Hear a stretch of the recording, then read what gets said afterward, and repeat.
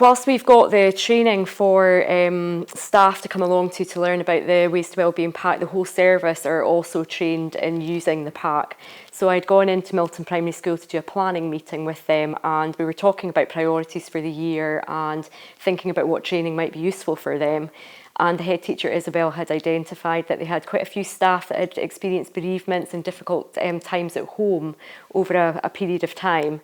And she thought it was really important that she tried to bring the whole staff together to think about wellbeing and for them to do some activities around that. And I think because of the nature of what was happening in the school at that time, she didn't want to have to wait for a member of staff to go on the Ways to Wellbeing training for them to be able to do something. So we agreed that I would go into the school and do a wee session around the Ways to Wellbeing Pack with the school instead. So what I did was just go in and do a twilight session,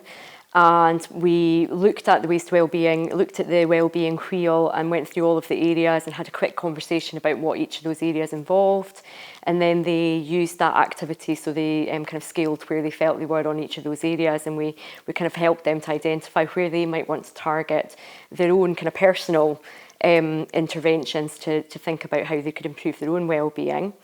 And then what we did was we just picked a few activities from the pack and did them as part of the twilight session as well.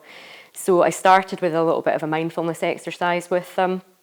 And there is actually scripts in the handbook, but rather than doing that, I introduced them to some online resources so that they had an opportunity to be able to use them with their classes, but also so that they could go away and use mindfulness themselves without having to use the scripts that were in the pack. And they seemed to quite enjoy that.